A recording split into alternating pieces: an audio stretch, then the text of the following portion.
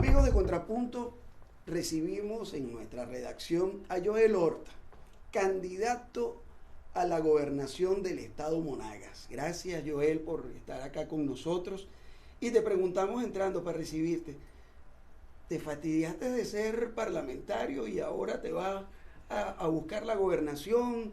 ¿Qué es lo que pasó ahí? No, hermano, siempre el plan fue, y gracias Goyo y a Contrapunto por la invitación, siempre el plan fue Asamblea Nacional, gobernación del estado Monagas. El proyecto Guácharo nació para lograr llevar de nuevo la alegría al estado Monagas. Tú bien sabes que Monagas es un estado donde existen de las mayores reservas de petróleo liviano del planeta y sin embargo no tenemos combustible. Yo he planteado en ese proyecto Guácharo la posibilidad de las instalaciones modulares de plantas que procesen ese crudo para no solo satisfacer el mercado interno del combustible en el estado, sino que nosotros podamos vender gasolina al Delta, a Anzoátegui, a Bolívar, a la región, y poder nosotros con ese recurso lograr mejorar todo lo que tiene que ver con los servicios públicos. Lo mismo ocurre con el gas. En Monagas se han quemado durante 80 años miles de millones de dólares y centímetros cúbicos de gas. Soy del criterio que al día siguiente de ser electo gobernador debo conversar con el presidente Maduro y con el presidente de PDVSA para asociarnos en este caso con los rusos, que son de los mayores exportadores de gas del planeta, y poder nosotros dotar de gas directo a los monaguenses, poder sustituir la vieja planta que está en Jusepín y nosotros también entonces exportar gas y como exportadores de gas generar recursos para que en el estado Monagas tengamos extraordinaria vialidad, extraordinario transporte, extraordinaria electrificación, es decir, dotar de servicios públicos a nuestra gente. Joel, pero vamos como Jack el Destripador por partes. Primero tienes que ganar. Claro, y vamos a hacerlo, vamos a ganar. ¿Es posible ganarle al chavismo en Monagas en momentos en que la oposición se ve fragmentada, atomizada, dividida y sin un mensaje claro a la población? Fíjate por qué sí hay un chance importante. Allí se produjo en el chavismo un sismo con el proceso interno. Desplazaron a la gobernadora Santaella y la pusieron como ministra de Educación, desincorporándola por completo del Estado, pero la persona que ganó el proceso interno tampoco ocupa hoy el cargo como aspirante a gobernadora, a la persona llamada cariñosamente la chocolatera, a mi amiga Leudis. Y Ernesto Luna, que era el candidato a la alcaldía, fue subido a la gobernación y pues hay allí un desagrado por parte de la... Ahí hay una tirantez en el chavismo. Mucho, que se ha venido desplazando. Yo debo decir a todos que un buen sector del chavismo, de ese chavismo descontento, que se siente frustrado, que se siente insatisfecho, ha venido a conversar conmigo porque sienten que en la tarjeta del proyecto Guácharo, recuerda que yo soy un candidato independiente, respaldado por la Alianza Democrática, y al final son 9 organizaciones las que me respaldan. Pero además de eso, el chavismo en Monagas tiene un techo que es el 22%, como en casi todo el país. Ellos tienen una votación dura, es la que ellos están cultivando, no han ido a hacer campaña electoral pública, están manteniendo su electorado más radicalizado, su base dura de votación.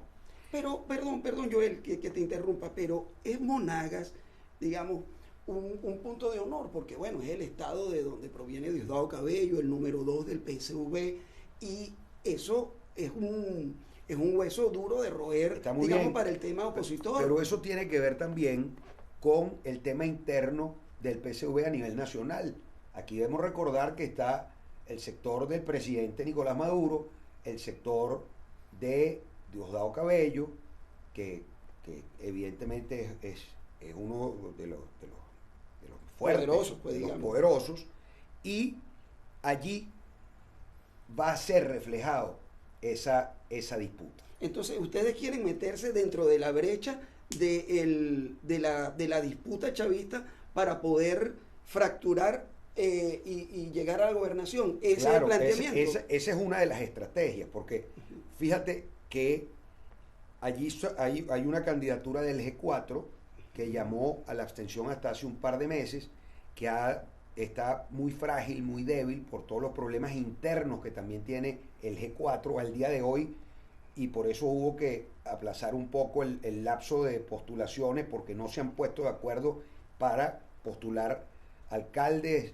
Y concejales, gobernadores. Tienen un festival allí que no terminan de resolver, y esas propias fracturas van a permitir la polarización entre el candidato del chavismo y mi persona como candidato de la oposición. Yo he dicho que en Monagas, Joel Orta es el candidato de la oposición. Hay un candidato de la abstención y de la división y un candidato del continuismo. Mañana voy a tener yo ya unos números, unas cifras en la mano. Sin embargo, la persona que está elaborando la encuesta me ha dado algunos indicios y me habla justamente de ese factor polarizado entre el chavismo, que cuenta con un 20, un 22%, y mi persona, que tiene una fortaleza importante sobre el sector opositor. De modo que esa polarización Es posible. ya está dada. Ya está dada. Ya está dada, de acuerdo a esos números. Ahora me corresponde a mí traer, como he dicho, todos esos guácharos rojos que andan volando por ahí, que están buscando un nido. Bueno, aquí son bienvenidos, porque yo sí quiero ser un gobernador de todos los factores. Yo creo en la reconciliación, creo en el afecto, creo en lo humano, creo que hay que dejar a un lado el tema de la ruptura entre nosotros los venezolanos. Tenemos que entender que el chavismo es una realidad, que la oposición es una realidad, pero que tenemos que entendernos, que tenemos que ponernos de acuerdo para posibilitar la salida de la más grande crisis que haya existido en Venezuela durante toda su historia republicana. Yo pregunto, las encuestas hablan de que hay una gran intención de voto de cara a todo lo que ha pasado anteriormente. Algunos hablan del 40% y que si el G4 llamare a votar de una manera orgánica, esto podría llegar incluso al 55%. ¿Cuál es la realidad de la intención de voto en Monagas? Fíjate, en el proceso pasado, la oposición, con un 28% de participación, obtuvimos cerca de 90.000 votos. Lo que quiere decir que si esa intención de voto de ese 28 va sobre el 45%, nosotros estamos prácticamente en un empate técnico con el chavismo. Y la división de la oposición no podría terminar minando ese empate técnico al que usted está hablando. Fíjate, yo soy un convencido que el G4 le está tendiendo una nueva trampa a su electorado, y que no van a llegar al final, pero haciendo la maldad de retirarse cuando ya los votos que puedan obtener en esa tarjeta que secuestraron, la de la MUD, no puedan ser sumados a la oposición, porque quieren crear un caos. Van de nuevo a la catástrofe para decir, fíjense, no hay manera por la vía electoral. Nosotros tenemos que convencer a la gente que hay que participar, que hay que votar, y que no pueden dejarse engañar y manipular de nuevo por un sector extremista. Esa es una acusación muy grave. Usted está acusando al G4 de hacerle el juego al gobierno. Totalmente. Yo soy un convencido que son un factor aliado del gobierno. Jugaron en el 2017 a entregarle las gobernaciones al gobierno. Jugaron en el 2018 a entregarle la reelección a Nicolás Maduro como presidente. Jugaron en el 2020 a entregar la Asamblea Nacional en la mayoría de sus curules. Y ahora van a jugar a lo mismo. Juegan al colapso de la democracia. Y lo denuncio ahora como lo he hecho en múltiples oportunidades. Ellos desde el G4 también hacen las acusaciones al grupo de la Alianza Democrática, que han estado todo este tiempo jugando con el gobierno y tratando de lavarle la cara. Los acusan de alacranes y de con otros diversos epítetos que no vale la pena. Bueno, yo no sé, la verdad que no sé cuándo, en mi caso, vieron mi ponzoña, pero yo la he utilizado para dar alegría, para dar felicidad. Hay otros que la utilizan para la maldad. Tú sabes que cuando se sentó el G4 en México, los acusaron, los empezaron a llamar cucarachas, ratas y tal. Y yo denuncié eso, dije, no se sientan ni ratas ni cucarachas, ustedes están haciendo lo correcto, se están sentando a hacer lo que hicimos nosotros hace 5 años, que fue sin cortapisa, sin ningún complejo, hablar con el gobierno nacional, sin la fantasía de un gobierno etéreo y de embuste como el que se pretendió manejar con el simple fin de obtener un número impresionante de dólares que han manejado a discreción y sin ninguna contraloría por parte de absolutamente nadie. Para ese sector, la crisis, la ruptura le genera muchos dólares. Se le convirtió en un negocio bastante productivo, y eso hay que hacérselo saber a la gente. No puede haber una negociación oculta, hay que hablar francamente. Y aquí, después de estas elecciones, no hay otras elecciones sino en el 2024. Y si no acumulamos músculo político ganando un buen número de gobernaciones, de alcaldías, de concejalías y de legisladores, no tendremos la posibilidad de ir con fuerza a ganar las elecciones en el 2024 al Pero chavismo. esta disputa entre el G4 y la Alianza Democrática no impide esa acumulación de músculo. Goyo, lo que ocurre es que este sector extremista de la oposición pretende convertir el 21 de noviembre en una elección interna de la oposición. Y las primarias opositoras. Y peor aún, el sector de Acción Democrática que lidera el doctor Henry Ramos Alup pretende convertirlas en unas internas de AD. Va más allá todavía.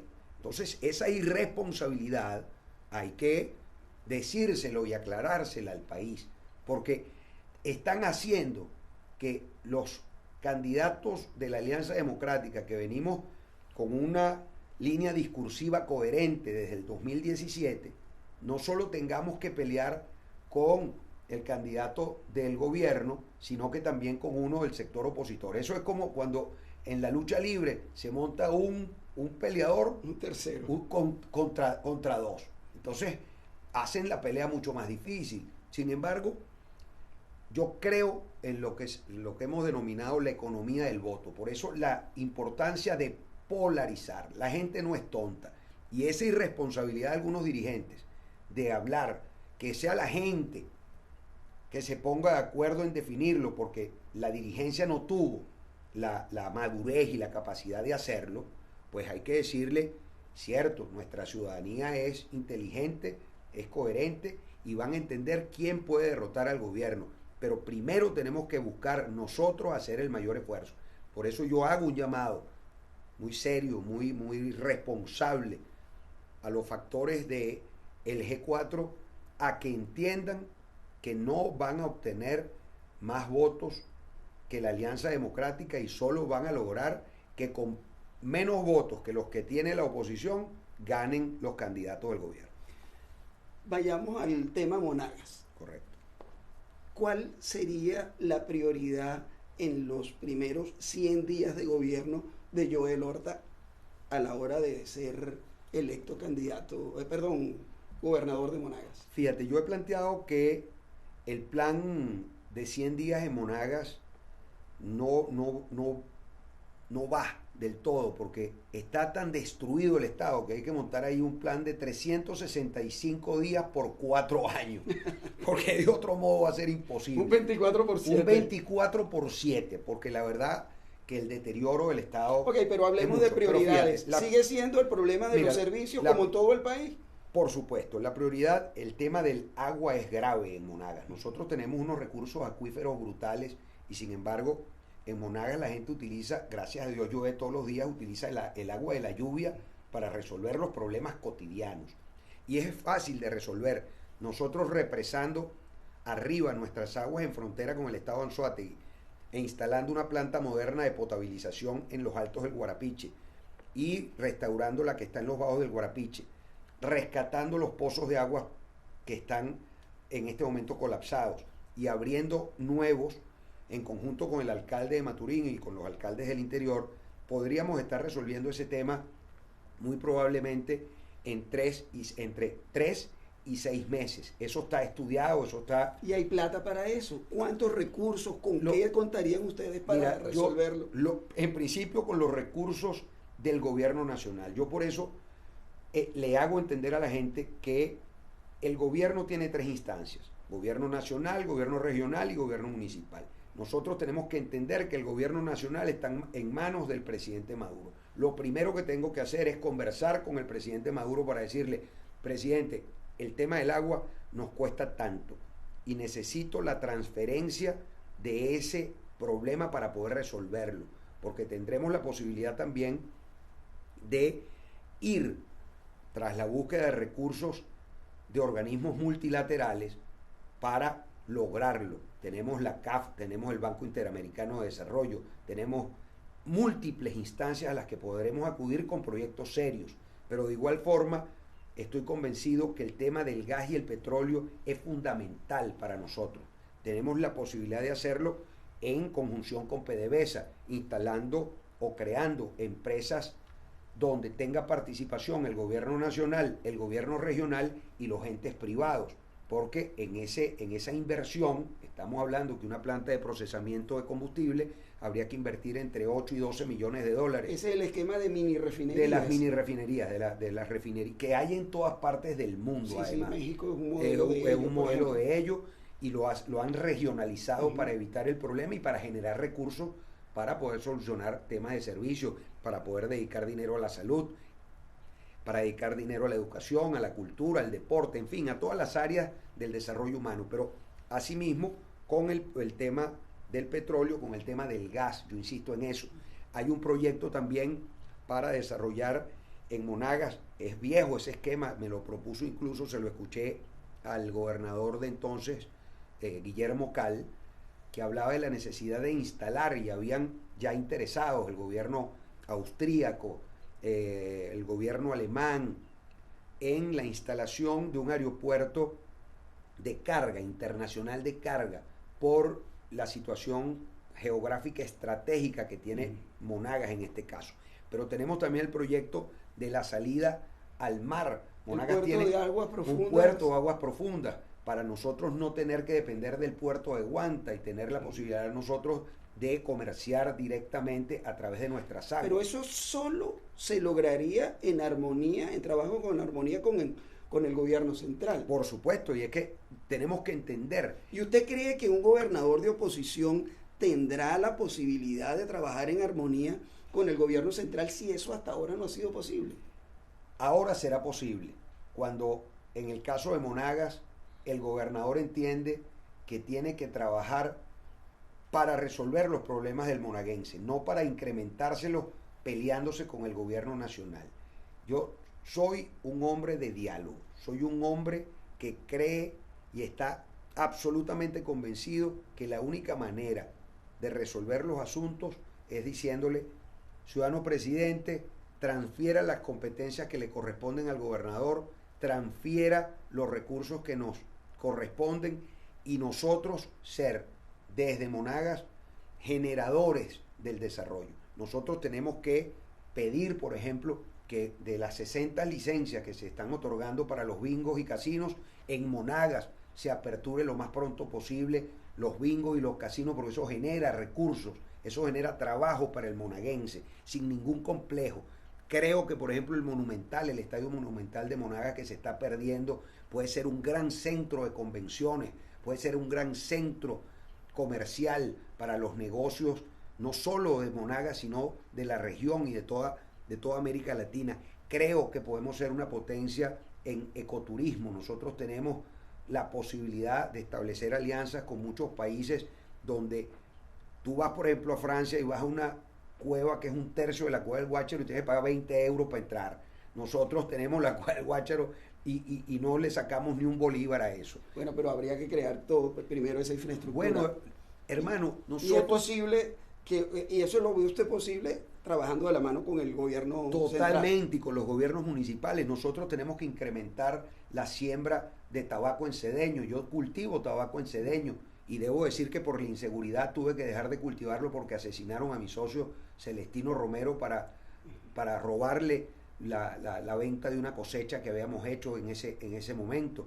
Pero lo mismo tenemos en Caripito, la posibilidad de incrementar la siembra del cacao, y en Caripe la siembra del café. Tenemos cómo aumentar nuestro rebaño ganadero, que se ha visto disminuido en los últimos años, pero podemos ser un estado para la cría de búfalos, ya se ha aprobado, caprinos, avícola. Nosotros tenemos todo para ser un eje de desarrollo. Tenemos absolutamente el agua necesaria, las tierras necesarias, la mano de obra necesaria, la costa necesaria y el gobernador necesario, que en este caso es Joel Horta, para devolverle la alegría a Monagas. Para finalizar, ¿cómo se financia la campaña electoral de Joel Horta? Hasta este momento, hermano, del patrimonio familiar, pedal y bomba. Pedal y bomba. Lo que me trae algunos problemas con mi señora, porque me dice, pero hijo, por Dios. ¿Y para la casa? Y para la casa no hay.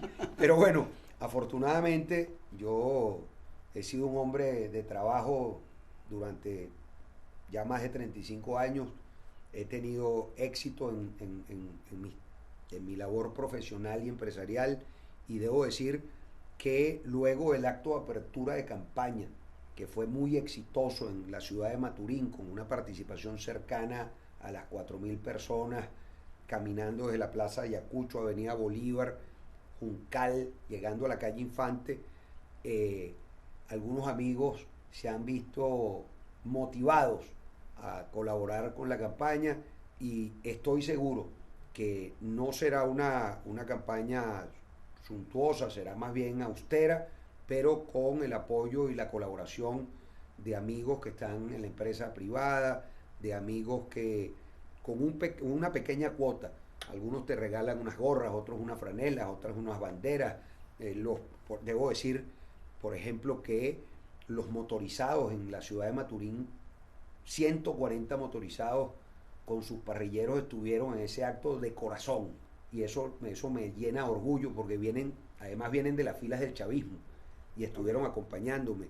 Y debo decir lo mismo con los autobuseros. Contamos con la colaboración, pues están obstinados. O sea, que tiene colaboración de todos los sectores de la sociedad. De todos los sectores, y eso lo agradezco inmensamente. Bueno, seguramente antes del 21 de noviembre estarás aquí nuevamente para que conversemos, y bueno, siempre Contrapunto estará a la orden.